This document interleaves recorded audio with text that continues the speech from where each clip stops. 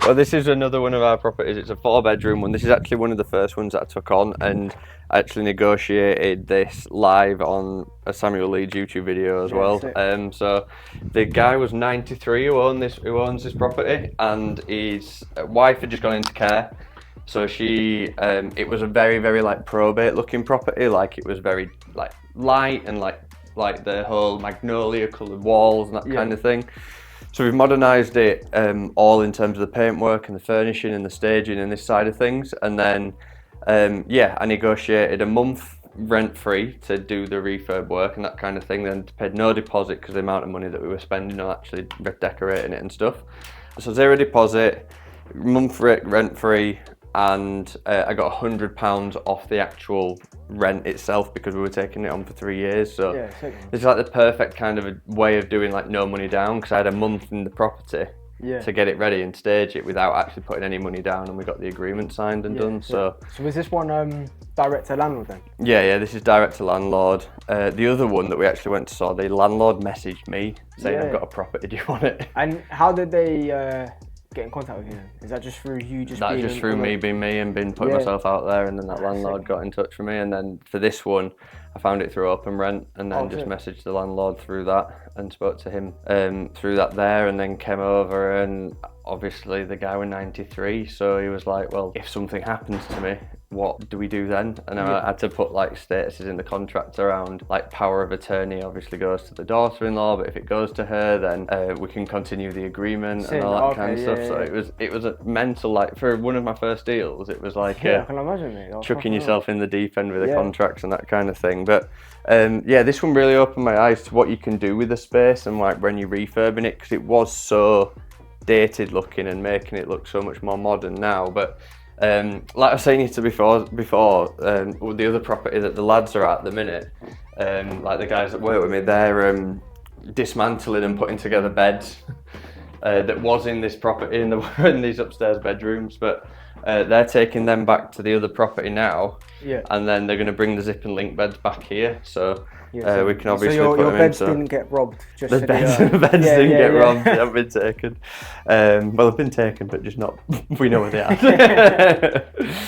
are. So yeah, obviously, like I say, it's a 4-bedroom. You've got the bedroom downstairs with a wet room. You've got these, which is actually really good, actually, because it gives you the accessibility kind of thing. So we actually had a stay here where there was a family with a disabled kid who was relocating to Harrogate in the area, and they stayed for 3 months. I think they came from like Hawaii, and obviously all the stuff were getting shipped over Hawaii or Australia. So all the stuff were getting shipped over in like containers, so they couldn't move into the new place until they had all the stuff over. So it's just kind of shows like the longer term booking model that we look at, rather than the short term stay stuff. The types of clients that you get are literally so different all the time. But then, like, it could be literally relocators, contractors. I mean, NHS workers, but it's longer, because I think the stigma around longer term bookings is just solely contractors, isn't it? Then I guess you've dealt with like quite literally the broader spectrum, if that makes sense, innit? In terms of relocators, because not many people talk about that, I don't think. I mean, relocation is key. There's insurance stays, obviously. If you had a water pipe burst in your house, you need somewhere to live pretty quickly, like where do you go? Then you've obviously got like the contractor stuff and the working stuff. You've got business stays, temporary accommodation stuff and all that kind of thing. Touring, so like people that are like, maybe like we have people that Harrogate's got a theatre. So people that are then doing a show at Harrogate Theatre for like, it might be 2 weeks that they're staying for a show, but they're from a cast from London. Then they might want to come and stay here. So yeah, it's like it's crazy the different type of people that you actually see. But it's weird because it goes from, obviously it's only been 2 years that I've been doing this kind of stuff, and it's like you go from nothing to like having staff, to then from having a few properties and then needing staff, and then having now 20 properties and then needing to manage people, and like like the guys that work for us now are over at the other place doing it. It's like you start out being like, Jesus, like you don't even believe in the business model. And then you kind of come to over to this. Because obviously there's quite a few people that are watching this that ain't in property, and obviously me and Cole are only, what, a year and a half into it. So the mindset side of things, because I think people don't speak about that enough.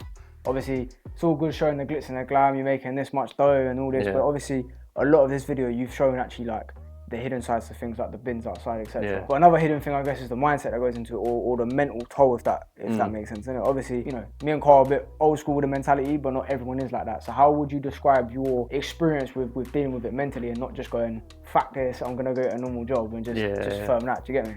Yeah, no, well, I mean, like, you guys are younger, like 22?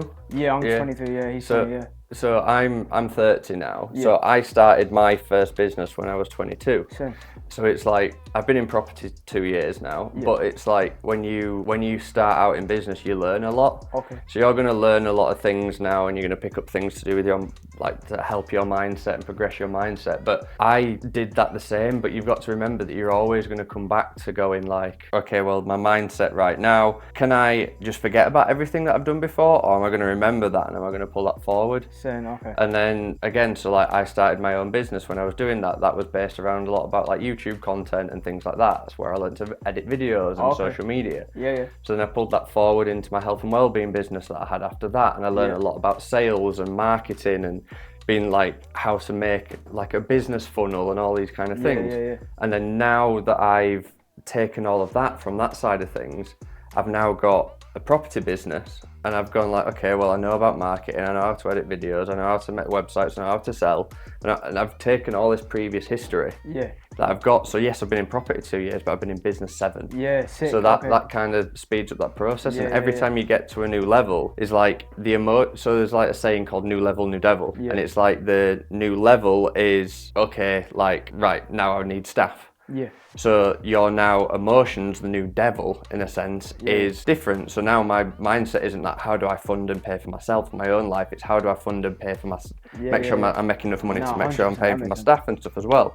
And then you move like on to the next level, I'm sure. It's like, okay, well, now how do I manage people that are then managing the rest of the people to do the same thing? I get what you're saying. So it's like there's always the emotions that you feel are the same, like the anxiety, the stress, the overwhelm, that don't go away. It's just at a new level. So it's like, it's not saying that they get worse. They might get a little bit more intense depending on what time it is and everything, but everybody still goes through it. And like you say, it's all good saying that you've made this much on this property, this much on this property, this one that makes this, but the glitz and the glam, you've just seen fucking me emptying the bins. It's like, and doing that kind of side of it. It's like people don't make content around that. I'll show that kind of side of it, and obviously that's where I want to cut through and be different about it. But I guess as your business is growing, you've just got to expect the stress. Yeah, exactly. Like, if you don't want to grow and you don't want to stress, then that's fine. But obviously, if you want to grow, you're gonna have to deal with the stress, I guess, isn't it? Exactly. So I guess it's just part and parcel, really, isn't it? Do you know what I mean? I mean that's part of it. Like, you need to have that kind of resilience and that mindset of being able to want to achieve and want to do it.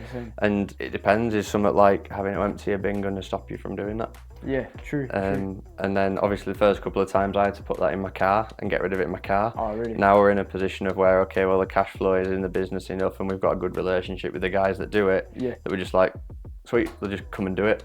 So it's like, when you don't have them contacts and them things in place, you need to build it, and you need to just literally get shit done. No, fair play, man. He does it a lot himself, and like, I don't know how much he has business partner wise and whatnot, but I know that yes, there is extra stresses that are going on with it. Like, my phone were pinging off like crazy with some of the cleaners that have got in one of the properties in Manchester, saying it's a bit of a state whilst I were on the way over here. So there is stuff that you've got to deal with all the time, but again, it's how you structure your business. Like, my business partner and myself, they know that my strength and my superpower in a sense is making content and like connecting with people and like talking to people on the phone. So I do spend a lot of time on the investor front side of it, the front side facing the business, whereas he spends more time on the back side facing. And we know that it's like, for him to run the operations and be as successful as what he needs to be on that, he can't spend time doing all the marketing and the front end stuff, and vice versa.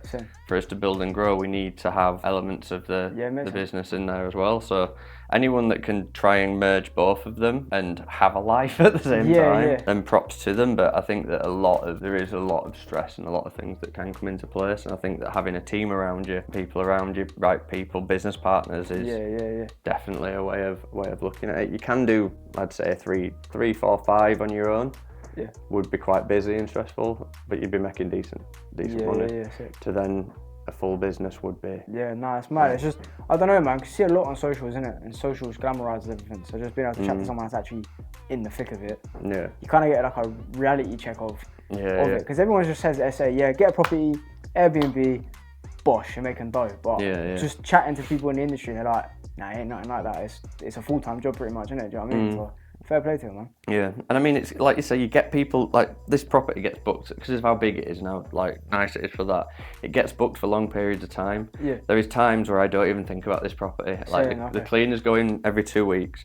We've got a 3-month booking in there. That's 3 months where I might just forget that this property exists. Yeah. But then obviously if it comes free and then there's no one in it, then okay, then I'll need to be thinking about marketing it and pushing it a little bit more. How can I change the listings, or is there people I can reach out to and things like that? But yes, it can be hands off and passive, but it's not completely passive. Nah, it makes sense. Okay, and that's kind of a key thing that I think people, they sell the perfect situation with it, that it's booked out and you don't have to worry about it, but they don't highlight the issue side of it at the same time. Makes sense.